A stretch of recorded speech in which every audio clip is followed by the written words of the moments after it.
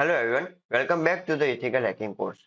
Today we are diving into the basics of cracking WEP encryption, also known as wired equivalent privacy. Now, WEP is an old encryption method and frankly, not very secure anymore.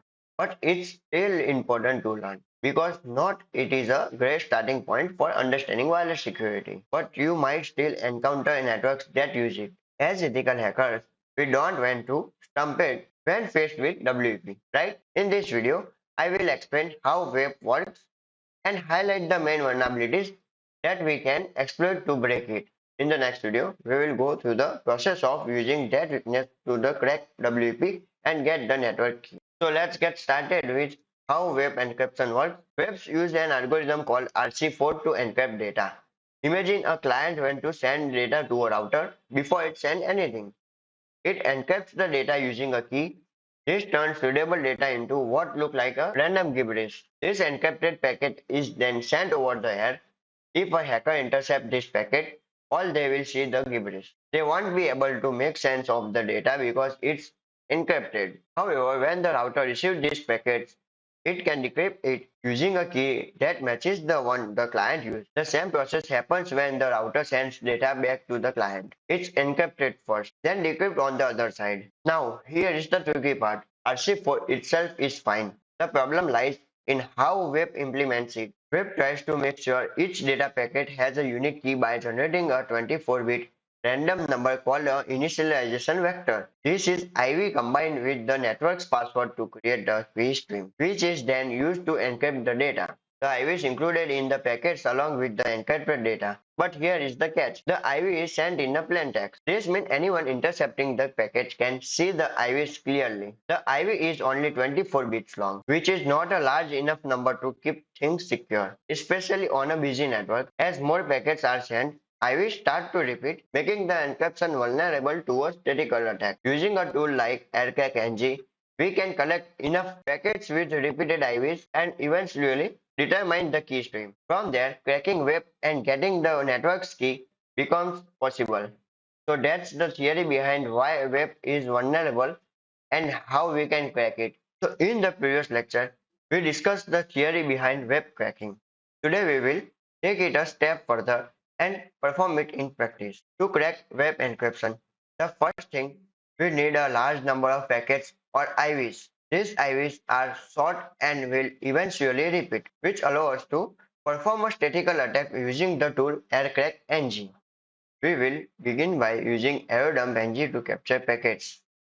I have already set my wireless adapter into monitor mode and its name LAN0. Running AeroDumpNG lists all the networks around me. And as you can see, we have one network using WEP. It's called GNXS 2.4 GHz. For the purpose of this demo, I have configured this network to use WEP. Next, I am going to target the network by running AeroDumpNG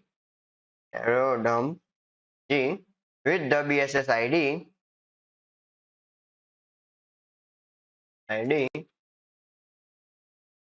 copy that and paste here, and channel number specified.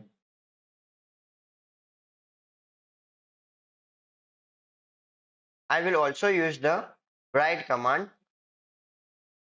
to save the captured data into file name basic web and use wireless adapter in monitor mode is LAN 0.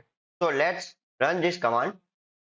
As you can see, AeroDumpNG is actively capturing packets from my target network and the data counts is increasing quickly. This is because it's a busy network with several devices connected.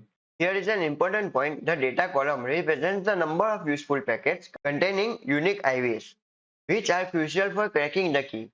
The more IVs we capture, the more likely we will be able to break the encryption. Once we have captured enough data, the next step is to use AirCrackNG to crack the key from the captured file, which is the .cap file. Let's run AirCrackNG, AirCrackNG with the file name basic web.cap file. and hit enter.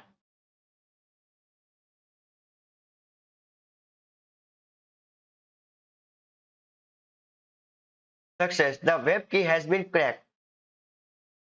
We can now use this key to connect to the network.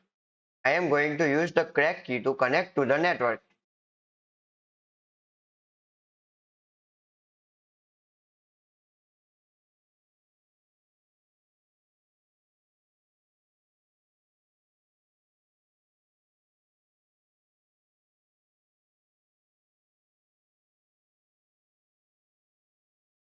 As you can see, I have removed the colons and entered the key into the password field. Let's connect.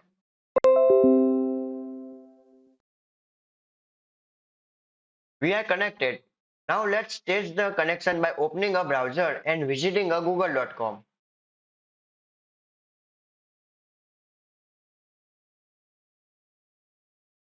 Google loads successfully on screen. And there you have it. We have successfully cracked the web encryption and connected to the target network.